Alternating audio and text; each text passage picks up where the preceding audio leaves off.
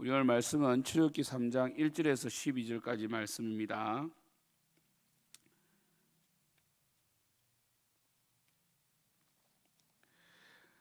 모세가 그의 장인 미디안 제사장 이드로의 양떼를 치더니 그 떼를 광야 서쪽으로 인도하여 하나님의 산 호렙에 이르매 여호와의 사자가 뜰기나무 가운데로부터 나오는 불꽃 안에서 그에게 나타나시니라. 그가 보니 뜰기나무에 불이 붙었으나 그 뜰기나무가 사라지지 아니하는지라. 이에 모세가 이르되 내가 돌이켜 가서 이 큰 광경을 보리라. 뜰기나무가 어찌하여 타지 아니하는고 하니 그때에 여호와께서 그를 보려고 돌이켜 오는 것을 보신지라. 하나님이 뜰기나무 가운데서 그를 불러 이르시되 모세야 모세야 하시매 그가 이르되 내가 여기 있나이다. 하나님이 이르시되 이리로 가까이 오지 말라. 내가 선 곳은 거룩한 땅이니 내 발에서 신을 벗으라. 또 이르시되 나는 내 조상의 하나님이니 아브라함의 하나님 이삭의 하나님 야곱의 하나님이니라. 모세가 하나님 배웠기를 두려워하여 얼굴을 가리매 여호와께서 이르시되 내가 애굽에 있는 내 백성의 고통을 분명히 보고 그들의 감독자로 말미암아 부르짖음을 듣고 그 근심을 알고 내가 내려가서 그들을 애굽인의 손에서 건져내고 그들을 그 땅에서 인도하여 아름답고 광대한 땅 젖과 꿀이 흐르는 땅 곧 가나안 족속, 헷 족속, 아모리 족속, 브리스 족속, 히위 족속, 여부수 족속의 지방에 내려가려 하노라. 이제 가라. 이스라엘 자손의 부르짖음이 내게 달하고 애굽 사람이 그들을 괴롭히는 학대도 내가 보았으니 이제 내가 너를 바로에게 보내어 너에게 내 백성 이스라엘 자손을 애굽에서 인도하여 내게 하리라. 모세가 하나님께 아뢰되 내가 누구이기에 바로에게 가며 이스라엘 하나님을 애굽에서 인도하여 내리까. 하나님이 이르시되 내가 반드시 너와 함께 있으리라. 내가 내 백성을 애굽에서 인도하여 낸 후에 너희가 이 산에서 하나님을 섬기리니 이것이 내가 너를 보낸 증거니라. 아멘. 오늘 출애굽기 3장 말씀은요, 여호와께서 미디안 광야에서 정말 그 미디안 제사장 이드로의 양떼를 치는 모세를 호렙산에서 부르시는 사건이죠. 정말 극적인 사건이죠, 그죠? 특별히 우리가 이 부분을 많이 알고 있겠지만 여호와의 사자가 뜰기나무 가운데로 나오는 불꽃 안에서 그에게 나타났습니다. 원래 뜰기나무는 굉장히 발화점이 낮아서 사막에서 가끔씩 태양이 강렬할 때 이 태양 강선을 따라서 불에 타기도 하고 삽시간에 불이 붙었다가 완전히 타버리는 그런 이 불쏘시개 역할을 하는 나무가 뜰기나무거든요. 그죠? 그래서 이 뜰기나무는 이 불꽃이 오래가지 않습니다. 그런데 뜰기나무 불꽃이 불이 붙었으나 사라지지 아니하는 거죠.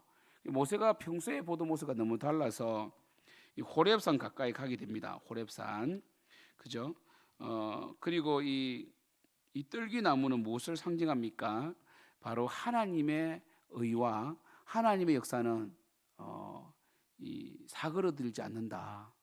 우리 인간의 역사는요, 뜰기나무 일반적인 뜰기나무처럼 불이 붙어서 금세 타버리지만 인간의 열심, 하나님이 아닌 인간의 지혜와 인간의 열심은 금세 타버려요. 여러분 어떤 위대한 사상과 철학도 1세기, 한 세기를 뛰어넘지 못합니다. 그죠? 한 세기가 지나면 그 사상은 퇴물이 되어버리죠. 그죠? 시대를 뛰어넘지 못하죠. 그러나 하나님의 역사, 하나님의 사상은 꺼지지 않습니다. 이걸 상징하는 것이죠. 모세는 40세에 바로의 공주의 아들이라는 것을 포기하고 이스라엘 백성과 함께 고난받기 위해서 히브리 민족을 돌보러 갔다가 결국 바로에게 쫓기는 시세가 되죠. 그리고 40년 동안 그는 아무 의미 없이 그가 볼 때는 이 미디안 광야에서 양을 치는 사람이 되었죠. 정말 그는 그 인생이 초라했을 것입니다. 그리고 어쩌면 후회했을지도 몰라요. 그가 혈기로 그의 용감한 어떤 행동으로 인하여 오히려 자신의 인생도 망치게 되었고, 그리고 또한 이 히브리인들에게도 전혀 도움되지 못했던 그런 자신의 그 신세를 한탄하면서 가끔씩 뜰기나무에 불이 붙다가 삽시간에 꺼져가는 것을 통해서 그의 지난 인생의 영화를 되돌아보았는지도 모릅니다. 그러나 그는 하나님의 뜰기나무를 만나게 됩니다. 하나님의 뜰기나무는 불이 붙어서나 꺼지지 않습니다. 정말 그러한 영원성을 정말 다시 한 번 더 하나님께서 기회를 주신다면 어쩌면 그 기회조차도 있을지 모르겠다고 의문을 가졌을지도 모르지만 하나님께서는 그 40년 이후에 정말 지팡이 하나 외에는 가진 것이 없는 암노한 옷의 한 목자, 정말 그 이집트의 왕자에서 그 광야에 이름 없는 목자가 되어버린 모세를 찾아오셨습니다. 모세는 물에서 건졌다는 뜻이고 하나님의 보호하심으로 기적적으로 살아난 자입니다. 하나님은 이미 모세가 태중에 만들어지기 전에도 이스라엘의 인도자로 준비하셨던 것이죠.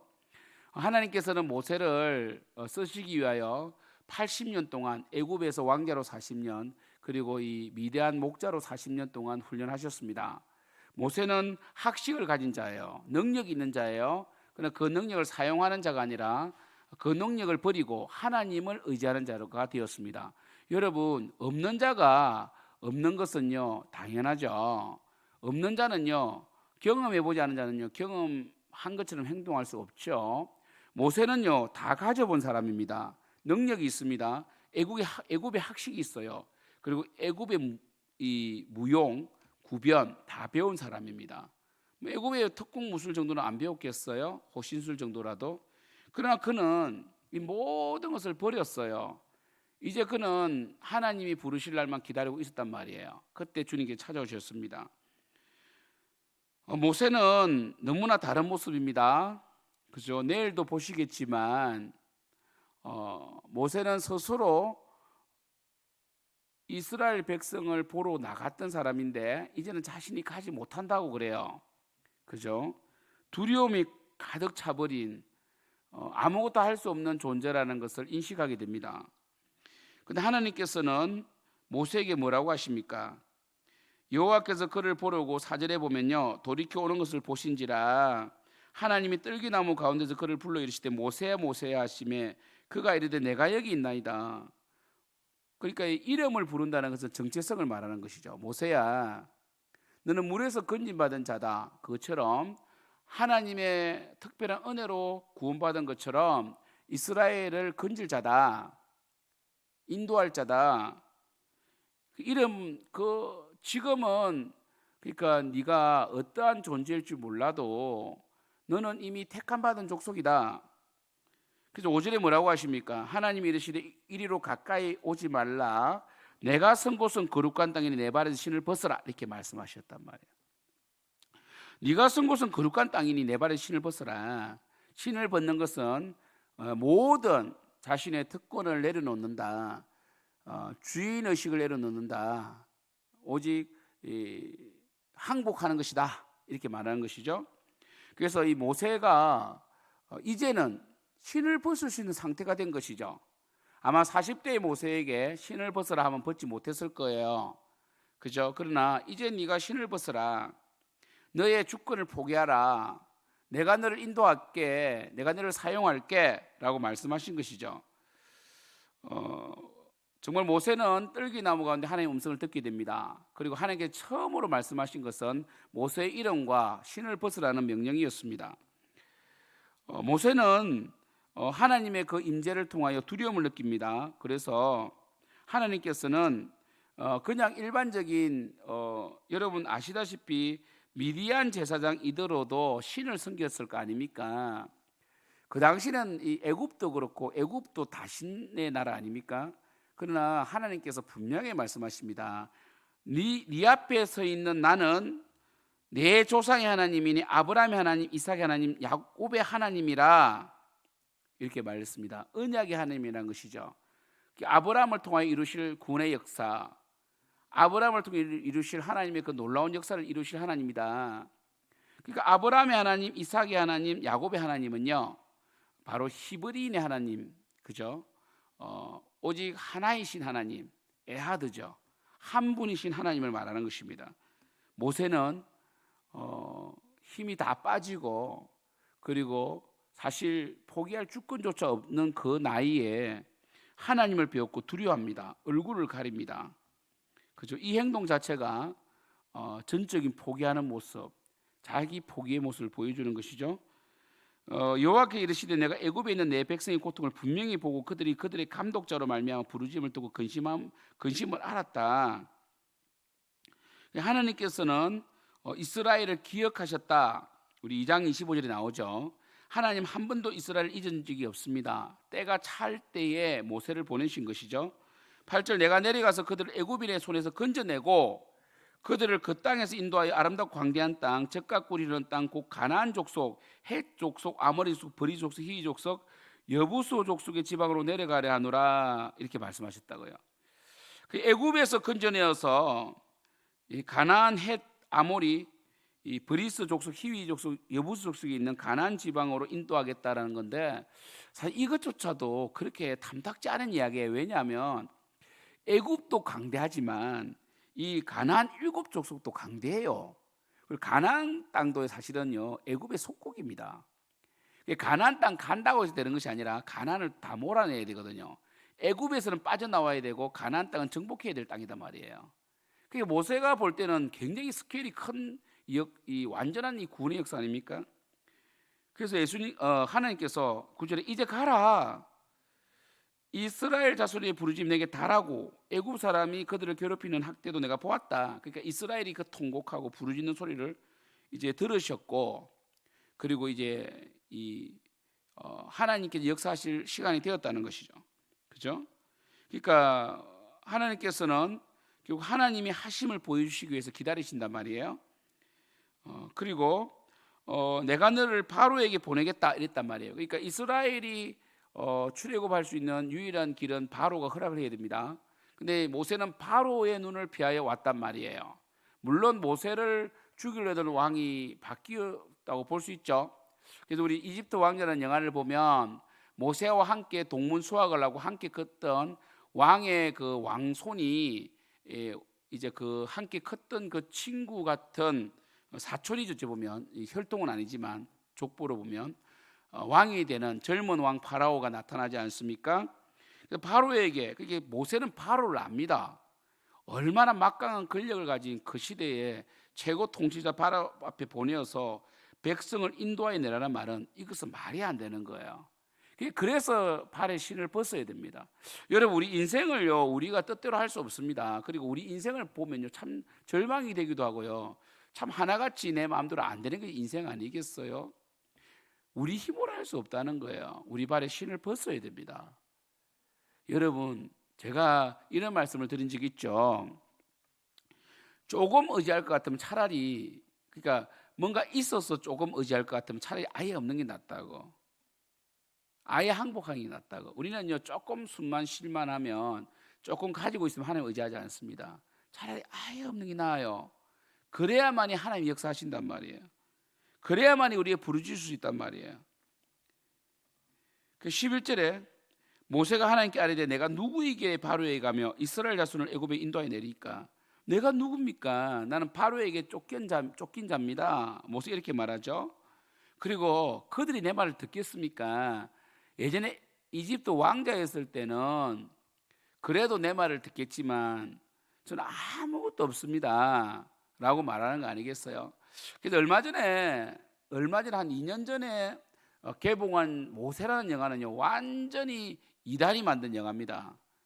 모세가 이 칼을 들고 들어와요. 그러니까 원래 모세는 힘이 다 빠져서 하나님 앞에 신을 벗고 그리고 주님을 의지하면서 그 지팡이를 의지한 건 아니죠.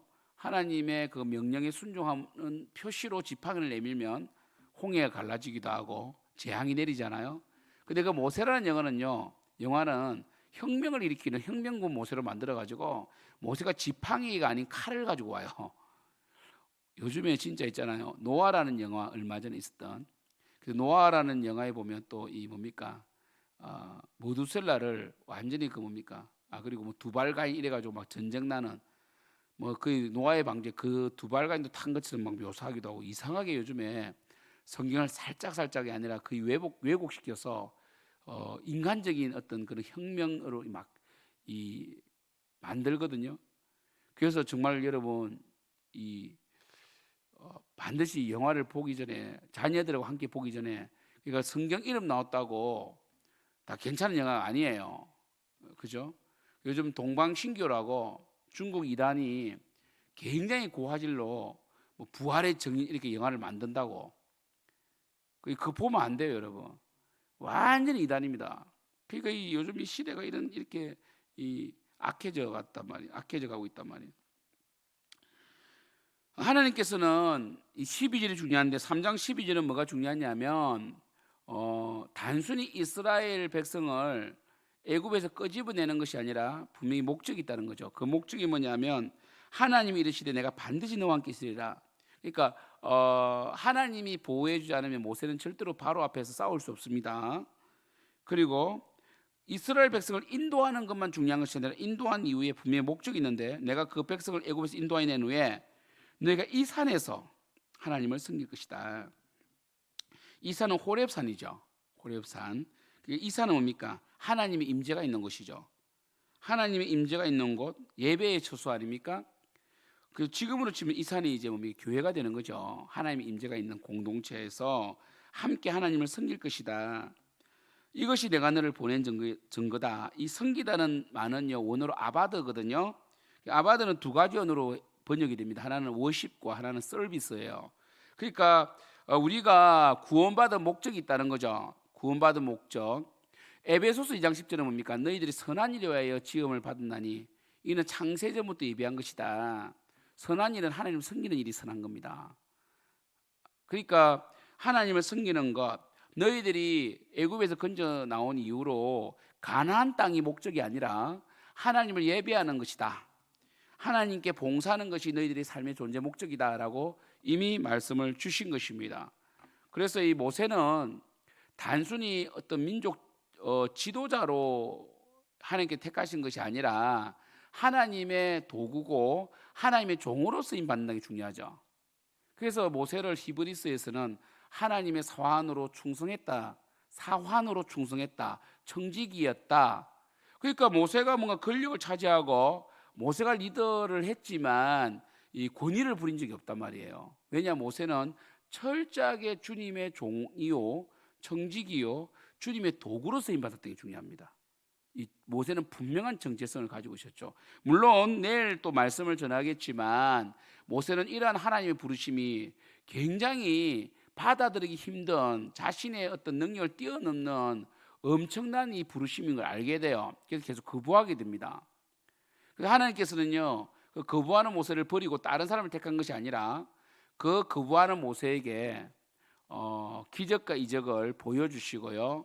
그리고 정말 그 순종할 때 나타날 기적을 미리 말씀하심으로 모세를 준비시킵니다. 그리고 모세가 하나님께서 내가 반드시 너와 함께 있으리라 했을 때 그 말씀 자체를 믿었으면 좋겠지만 모세는 기적이란 것을 또 하나님께 주심으로 그죠?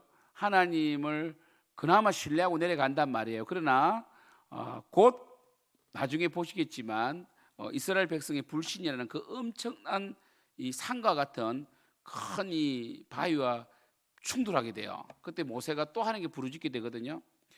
근데 중요한 것은 모세가 완벽한 사람은 아니잖아요. 근데 모세가 그래도 처음 주님을 만났을 때에 신을 벗는 그 행위, 하나님께 온전히 자신을 맡기는 그 결단이 결국은 마지막까지 모세를 인도하거든요.